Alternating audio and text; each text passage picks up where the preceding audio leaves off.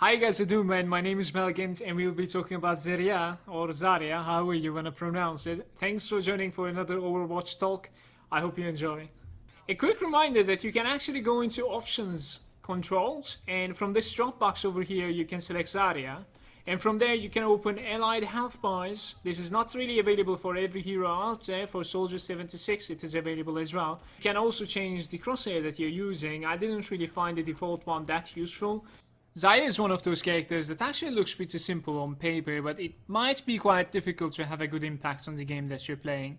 Her abilities are, she has a self barrier and she has an allied barrier that lasts about like 2 seconds.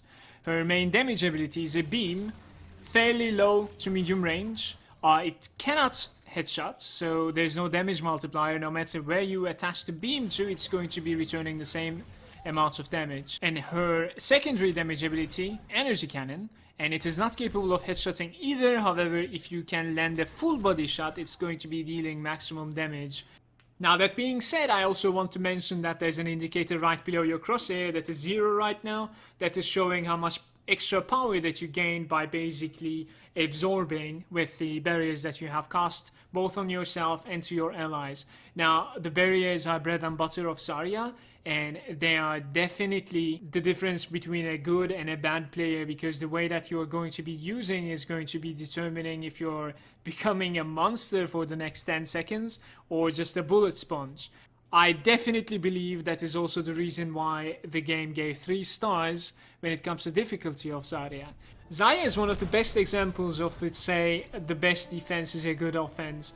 Basically, you really want that barrier that you cast either on yourself or to your ally to be basically absorbing the damage that it's supposed to, instead of depleting after 2 seconds. Because the difference between a Zarya that is sitting at 0 power and from 50 to 100 power is quite insane. You're capable of basically deleting heroes in front of you in no time, as long as you play it right. And at the same time, you should consider the fact that if you are more powerful, if you gain this power from your barriers, not only you're making your allies survive, but also you're gaining charge that much faster, incredibly faster actually. That might end up making you cast about like 2 or 3 more ultimates in a game, and Zarya has one of the best ultimates in a game.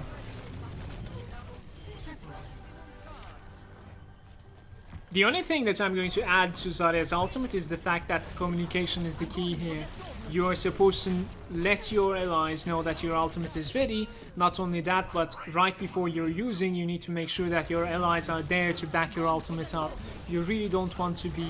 Let's be fair here. It is quite easy to land a good ultimate as Zarya. Most of the time you will at least get 2 or 3 enemies, but you really require your allies to back you up and to deal that damage that you're missing as Zarya. You really don't want to use it like I did over here, where I ended up catching about 45 of them, but the Reinhardt single-handedly tanked all the damage that I was trying to deal to them. I think I made it pretty clear how important it is to use the barrier offensively, but at the same time it's extremely important to understand the defensive capabilities of this barrier too. Now the barrier that you cast on yourself is absorbing 200 hit points, the barrier that you cast on an ally is absorbing 400 hit points, and they're both lasting about 2 seconds. Another extremely important thing to know about this barrier is the fact that as long as the damage is coming at one instance, let's say like a Diva's nerf test, the ultimate explosion for instance, as long as it's coming in one instance, it is capable of basically absorbing pretty much any amount of damage. Obviously it will disappear, but it's not going to be transferring the extra damage that is remaining to your character. It will basically just make it disappear. So thanks to this factor, you can actually tank pretty much anything.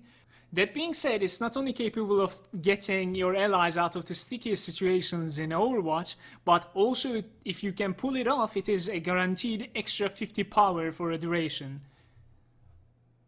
Some of the most important things to react with a barrier on your ally would be a Reinhardt charge, a Tracer's sticky bomb, the ultimate, or Junkrat's fire in the hole, the Riptire.